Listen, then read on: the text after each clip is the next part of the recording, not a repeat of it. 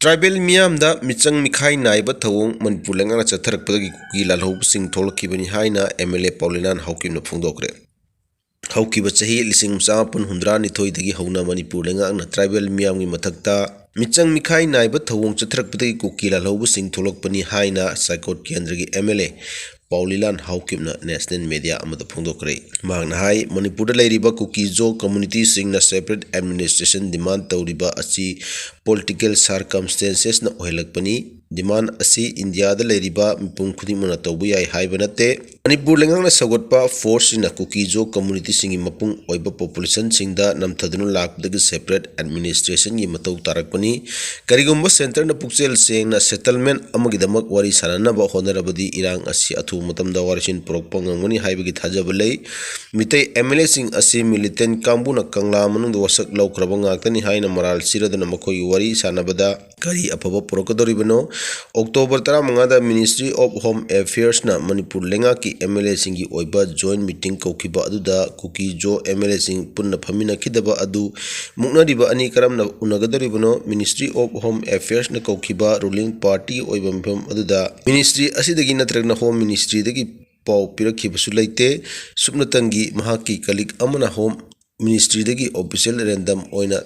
Tawrakibadagi Khangmani. Promel oina meeting Tawgadaba Oirabadi Home Ministry na invite Tawum Tokmani. WhatsApp ta message Saraklaga meeting Yauna Bahairakpa Asidi Ministry Asina Irang Asilusinaba Lumna Lawi Haigadoribra.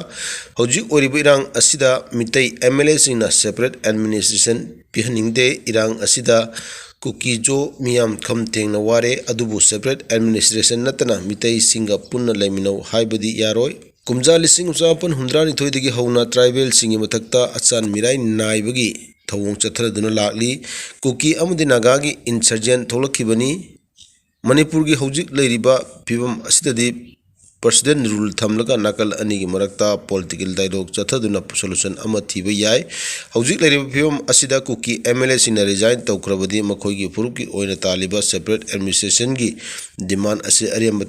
tahanba oina thokani Kukizo MLA sing prime minister amadi home minister ga unasi haibadi yade mitai MLA khaki wa tai haina pendabusu phongdoki MLA Paulilan Haukip ki mathakta FIR pankhre haina se minister nongthomam biren phongdokre Yamna nungaitaba thodok amu oina leimakhong army camp manungda thabak suba Laisram Kamal Babu maspham khangdana leiriba thodok kamari lenana army operation chathaba hokre amoromda jiribam thodok kamari lenana NIA na Tonganba case home restart tawduna thinbagi thabak hokre sinabasing masak khangle wanted phawbu lauthokre Terrorist organization lauthokpagi matang di NIA gi report matung ina lakadabani jiribamgi tamtiba mihat daman khumani haikiba MLA Paulani mathakta FIR pankre miyamna school hangba yanaba agitation gi khongjang sing handokpiyo haina chief minister nongtomam biren ngasi mahaki office secretary ta pangthokiba pawimpham amada phongdokre Chief Minister na hai jiribam da kuki militant sing na angang yauna miyoi taruk hatkiba tawdoki matangda November 19 da pangthokiba Leingak Ministry amsung MLA oiba mifam na tawdok adu akanma mongda condemn tawba yauna mara laiba miyoi sing adu phangdriba phawo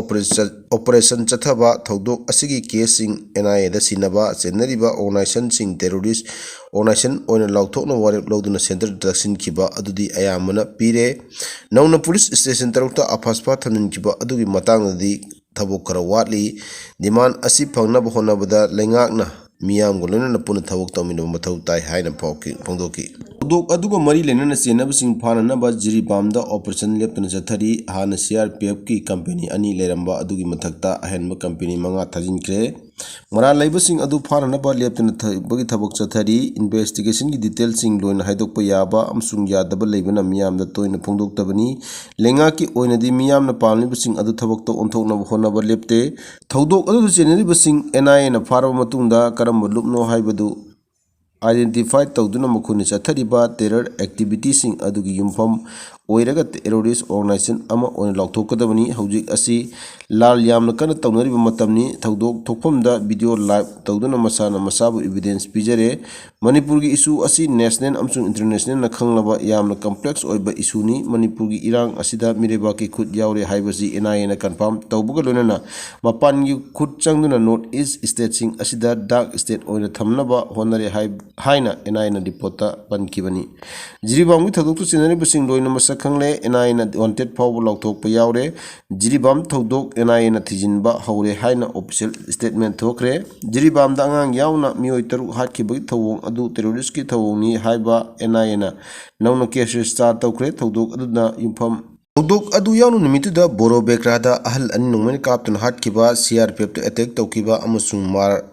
ꯅꯨꯄꯤ ꯑꯃ ꯃꯩ ꯊꯥꯈꯤꯕꯒꯤ ꯊꯧꯗꯣꯛ ꯑꯗꯨꯁꯨ NIAꯅ ꯇꯣꯉꯥꯟꯕ case ꯑꯣꯏꯅ register ꯇꯧꯗꯨꯅ ꯊꯤꯒꯠꯄ ꯍꯧꯈ꯭ꯔꯦ ꯍꯥꯏꯔꯤ ꯖꯤꯔꯤꯕꯥꯝ ꯊꯧꯗꯣꯛꯀꯤ ꯃꯇꯥꯡꯗ MLA ꯄꯥꯎꯂꯤꯂꯥꯟ ꯍꯥꯎꯀꯤꯞꯅ ꯀꯃꯟ ꯑꯣꯏꯕ ꯋꯥꯉꯥꯡ ꯀꯌꯥ ꯐꯣꯡꯗꯣꯛꯈꯤꯕ ꯑꯗꯨꯒꯤ ꯃꯇꯥꯡꯗꯁꯨ ꯃꯍꯥꯛꯀꯤ ꯃꯊꯛꯇ FIR ꯔꯦꯖꯤꯁꯇꯥꯔ ꯇꯧꯔꯦ ꯃꯍꯩꯔꯣꯏ ꯂꯤꯟꯊꯣꯏꯉꯝꯕꯤ ꯑꯃꯁꯨꯡ ꯍꯦꯝꯖꯤꯠꯀꯤ ꯃꯇꯥꯡꯗꯗꯤ ꯍꯧꯖꯤꯛ ꯑꯁꯤ ꯄꯕ꯭ꯂꯤꯛꯀꯤ ꯃꯨꯞꯃꯦꯟ ꯂꯩꯕꯅ ꯃꯔꯝ ꯑꯣꯏꯔꯒ NIAꯅ ꯆꯪꯁꯤꯟꯕ ꯌꯥꯕ ꯌꯥꯗꯕꯒꯤ ꯃꯇꯝ ꯈꯔ ꯂꯧꯕꯅꯤ ꯁꯣꯏꯗꯅ ꯆꯦꯟꯅꯕꯁꯤꯡ ꯐꯥꯒꯅꯤ ꯍꯥꯏꯅ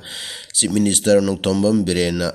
ꯐꯣꯡꯗꯣꯛꯈꯤ ꯄꯤ ꯆꯤꯗꯝꯕꯔꯝꯒꯤ ꯋꯥꯐꯝꯕꯨ ꯀꯨꯀꯤ ꯏꯟꯄꯤ ꯃꯅꯤꯄꯨꯔꯅ ꯊꯥꯒꯠꯄ ꯐꯣꯡꯗꯣꯛꯂꯤ ꯀꯨꯀꯤ ꯏꯟꯄꯤ ꯃꯅꯤꯄꯨꯔꯒꯤ ꯃꯥꯏꯀꯩꯗꯒꯤ ꯌꯨꯅꯤꯌꯟ ꯐꯥꯏꯅꯥꯟꯁ ꯑꯃꯁꯨꯡ ꯍꯣꯝ ꯃꯤꯅꯤꯁꯇꯔ ꯑꯣꯏꯔꯝꯕ ꯍꯧꯖꯤꯛꯅ ꯔꯥꯖ꯭ꯌ ꯁꯚꯥꯒꯤ ꯃꯦꯝꯕꯔ ꯑꯣꯏꯔꯤꯕ ꯁꯦꯅꯤꯌꯔ ꯀꯣꯡꯒ꯭ꯔꯦꯁ ꯂꯤꯗꯔ ꯄꯤ ꯆꯤꯗꯝꯕꯔꯝꯅ ꯃꯅꯤꯄꯨꯔꯒꯤ ꯏꯔꯥꯡ ꯂꯣꯏꯁꯤꯟꯅꯕ ꯐꯣꯡꯗꯣꯛꯈꯤꯕ ꯋꯥꯐꯝ ꯑꯗꯨ ꯇꯔꯥꯝꯅ ꯑꯣꯏ ꯀꯨꯀꯤ ꯏꯟꯄꯤꯒꯤ ꯆꯦꯔꯣꯜ ꯑꯃꯗ ꯄꯤ ꯆꯤꯗꯝꯕꯔꯝꯅ ꯃꯅꯤꯄꯨꯔꯗ ꯊꯣꯛꯂꯤꯕ ꯏꯔꯥꯡ ꯑꯁꯤꯒꯤ ꯃꯔꯨꯗꯤ ꯁ꯭ꯇꯦꯠ ꯑꯁꯤꯒꯤ ꯆꯤꯞ ꯃꯤꯅꯤꯁꯇꯔ ꯑꯣꯏꯔꯤꯕ ꯅꯣꯡꯊꯣꯝꯕꯝ ꯕꯤꯔꯦꯟꯅꯤ ꯆꯤꯞ ꯃꯤꯅꯤꯁꯇꯔ ꯂꯧꯊꯣꯛꯀꯗꯕꯅꯤ ꯍꯥꯏꯅ ꯐꯣꯡꯗꯣꯛꯈꯤꯕ ꯋꯥꯐꯝ ꯑꯗꯨꯃꯛ ꯌꯥꯝꯅ ꯁꯦꯡꯂꯕ ꯋꯥꯐꯝꯅꯤ ꯍꯥꯟꯅꯒꯤ ꯂꯣꯏꯅꯅ ꯀꯣꯡꯒ꯭ꯔꯦꯁ ꯂꯨꯆꯤꯡꯕ ꯑꯁꯤꯅ ꯃꯅꯤꯄꯨꯔꯗ ꯃꯤꯇꯩ ꯅꯥꯒꯥ ꯑꯃꯁꯨꯡ ꯀꯨꯀꯤꯖꯣ ꯀꯝꯃ꯭ꯌꯨꯅꯤꯇꯤꯒꯤ ꯔꯤꯖꯅꯦꯜ ꯑꯣꯇꯣꯅꯣꯃꯤ ꯄꯤꯕꯅ ꯇꯨꯡ ꯀꯣꯏꯅ ꯁꯥꯟꯇꯤ ꯄꯨꯔꯛꯄ ꯉꯝꯒꯅꯤ ꯍꯥꯏꯔꯤꯕ ꯋꯥꯐꯝ ꯑꯁꯤ ꯇꯔꯥꯝꯅ ꯑꯣꯏ ꯀꯨꯀꯤꯖꯣꯒꯤ ꯑꯣꯏꯅꯗꯤ ꯃꯁꯤꯡ ꯌꯥꯝꯂꯕ ꯃꯩꯇꯩꯅ ꯂꯨꯆꯤꯡꯕ ꯁ꯭ꯇꯦꯠ ꯂꯩꯉꯥꯛ ꯑꯁꯤꯒꯤ ꯃꯈꯥꯗ ꯁꯤꯡꯒꯜ ꯑꯦꯗꯃꯤꯅꯤꯁꯇ꯭ꯔꯦꯇꯤꯕ ꯑꯃꯒꯤ ꯃꯈꯥꯗ ꯄꯨꯟꯅ ꯂꯩꯃꯤꯟꯅꯕꯒꯤ ꯋꯥꯈꯜ ꯊꯥꯗꯣꯛꯈꯤꯕ ꯀꯨꯏꯔꯦ ꯃꯁꯤ ꯈꯛꯇ ꯅꯠꯇꯅ ꯆꯤꯞ ꯃꯤꯅꯤꯁꯇꯔ ꯅꯣꯡꯊꯣꯝꯕꯝ ꯕꯤꯔꯦꯟꯒꯤ ꯑꯍꯥꯟꯕ ꯀꯦꯕꯤꯅꯦꯠꯇ ꯗꯤꯄꯨꯇꯤ ꯆꯤꯞ ꯃꯤꯅꯤꯁꯇꯔ ꯑꯣꯏꯈꯤꯕ ꯌꯨꯝꯅꯥꯝ ꯖꯣꯏꯀꯨꯃꯥꯔꯅ